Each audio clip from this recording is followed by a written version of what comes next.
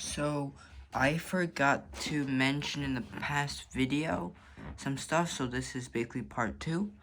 So I forgot to compare the experimental probability versus the theoretical probability. So the experimental probability would be 1 out of 52, which is 1.9%. But for the experimental probability, but since we aren't talking about a specific card, so there's many out of our trials, so the range of how many times it was picked out of the 30 times, it ranged from 0 to 3. So I'll go ahead and compare that. So for the ones with I didn't get any, so 0, well, that's 0%, so that's none. And then for the ones that I got 1, that would be 3.333%, 1 out of 30, because I did it 30 times and I only got 1 out of those 30 times.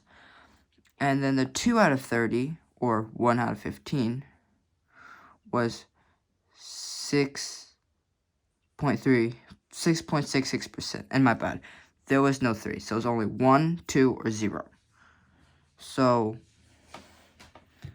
that is the comparison of the theoretical versus experimental probability. So 1.9% is experimental, and then it ranged from 0 to 6.66%. So I wouldn't say it changed dramatically, like from 1.9% to like 10%, but it's still a pretty big difference.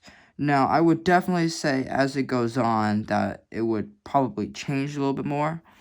I mean, should be for the spades at least, since I only got 3, which is only 10% of the rest, and there's 4.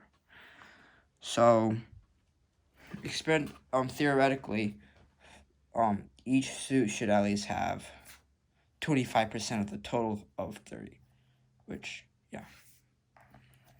So, there is my comparison of the theoretical versus experimental probability. Bye.